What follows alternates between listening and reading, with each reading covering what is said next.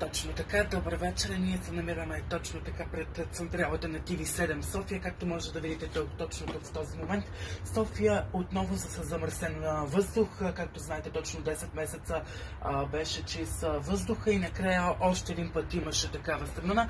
На 31 декември нека да припомним, че имаше също така доста голяма мъгла, но в този момент мъглата продължава даже да започва и да вали и да прехвърчва лек сняг. Както може да видите, опасно става времето. Започват даже и да има мъгла, която тази мъгла не се знае още кога ще бъде все така. Хората показват, че мъглата е доста повече от част от, както знаете, и точно така тя беше прехвърлена към общините. Предлагам да видим следващия репортаж.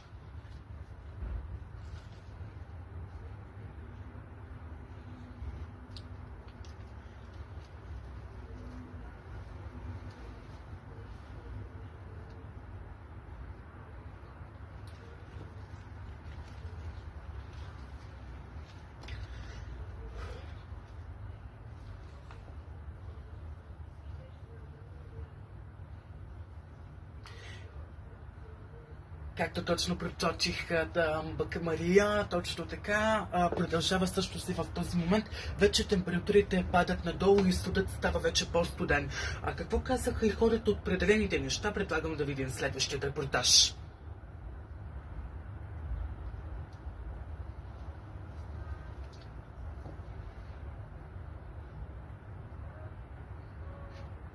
Ние оставаме тук да последим всичко това. Мария, към теб обратно. И аз благодаря.